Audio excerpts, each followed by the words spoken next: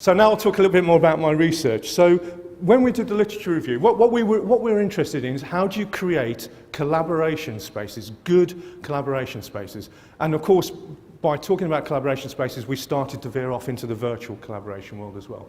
But the first thing we noticed in the literature review is that collaboration and interaction are two different things. Most of us in the workplace will interact at some level. We'll even do what we call team working, where we go off and do independent tasks, but they come together to form a single objective. But true collaboration is when two or more people come together and they produce something that they could not have produced on their own. Now, you know, that doesn't happen that often in the normal workplace, but it's nevertheless really important for innovation.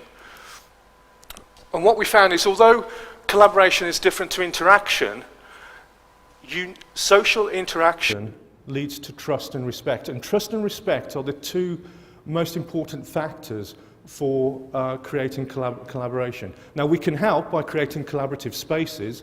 We can design spaces that allow people to bump into each other, to meet in breakout spaces and so on. And we can provide the right kit as well to help them to interact virtually. But without trust and respect, we will not get to a true collaboration, because we just won't do it with people we don't trust or respect. But as I said, social interaction is important for that. And of course, if you're a virtual team, and there's more and more virtual teams these days, you're not going to be co-located. So that social interaction is not as easy as it might be. You can compensate, you can use, again, networks to do it. But a key thing for us who are looking at collaboration spaces is how do you bring people together?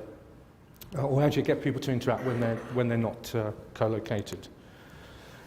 And the other thing, and what they said is that virtual teams tend to be more task-orientated. So when they come together, they tend to get straight down to business. They don't share stories and information about themselves because they're not having a coffee before they go into the meeting. So yeah, they tend to just get on with business. And as a consequence, those virtual teams can take a lot longer to form. It doesn't mean they can't form. It just means if you're in a project and you're trying to get into it straight away, and you haven't done the social interaction piece before the project, or the team aren't meeting face to face for the first time, it's just going to take longer for true collaboration to happen. Now, the other thing we learned through the literature review is the best collaborative teams, or the most successful, the most productive teams, are those that are made up with a rich mixture of personality types. We call that a heterogeneous team. And what I mean by that is within the team, you want introverts, you want extroverts. So you want different types of people who are better at different types of tasks. Originally, when we did the research, I thought what we're going to do is we're going to go in the space, find out the makeup of the team, and then create a nice space for them to support that particular personality type. Then we read the literature. Actually, no, what we want is lots of different personality types in our team. So, for example, you get the extroverts. So they're the guys, you've met them all, they're in the meetings, spouting off, lots of good ideas, quite happy to talk to large groups of people and so on. Very useful for communicating your project results or whatever. And then you get the introverts, for example, who probably won't say much in a meeting, keep quite quiet, a bit more reserved. They're the people who actually then go away, think things through, very thoughtful, do things in a detailed way and a methodical way. And then they'll create a document, a report. And they're the people who'll take that idea that the extrovert might come up with and actually form it into a good, robust, solid proposal. So you've got to have both types of people.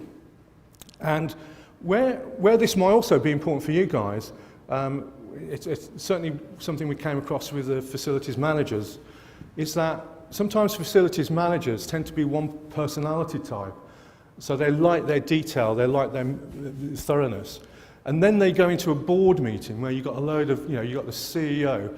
These are big ideas people, and they just want to hear the big idea and be told how great it's all going to be. They're not interested in the detail of when it'll happen, how much it'll cost, and whether it'll fail, and what the risks are, and the various milestones and so on. So it is important just for all of us to recognise there's different personality types in the office, and to be able to interact with those different personality types.